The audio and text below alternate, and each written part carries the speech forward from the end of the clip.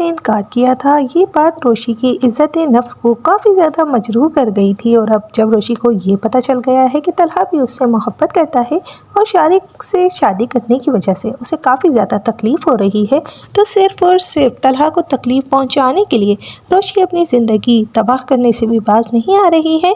इस पर माही को भी काफ़ी ज़्यादा हैरानी हो रही है कि आखिर रोशी चाहती क्या है। कुछ तो गड़बड़ है जिसकी वजह से माही भी रोशी से पूछती है, लेकिन वो अपनी लाव वाली हरकतों से उसे भी बातों में लगा लेती है। लेकिन वो तलहा को कॉल कर कर भी कहती है कि उसे उसकी शादी में आना चाहिए क्योंकि वो उसका इंतज़ार करेगी, जिस पर तलहा उसे एक बार फिर से समझाने की कोशिश करता है कि वो किसी और से शादी कर ले, शारिक जैसे बदतमाश आदमी के साथ अपनी ज़िंदगी तबाह ना करे। लेकिन रोशी तो अब ज़िद पे अड़ चुकी है क्योंकि रोशी की इज़्ज़त नफ्स तलहा ने इनकार करके काफ़ी ज़्यादा मजरूह की है।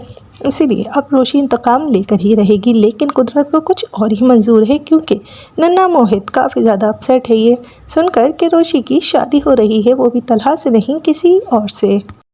और जब वो तलहा से पूछता है कि रोशी की शादी हो रही है तो आबिद साहब और तलहा दोनों ही काफ़ी ज़्यादा अजीब सा बिहेव करते हैं क्योंकि दोनों को ही इस बात का दुख है क्योंकि अब तलहा ने दर पर्दा ये आबिद साहब को भी कह दिया था कि वो जहाँ चाहें उसकी शादी कर सकते हैं, मतलब वो रोशी से शादी करने के लिए तैयार हो चुका था। ऐसे में रोशी की कहीं और शादी हो जाना आबिद साहब को भी काफ़ी ज़्यादा तकलीफ़ दे रही है और रोशी अब इंतकाम लेना चाहती है तलहा से। लेकिन कुदरत को तो कुछ और ही मंजूर है और इसीलिए शारिक को तो शादी के हॉल में पहुंचने ही नहीं देगी कुदरत।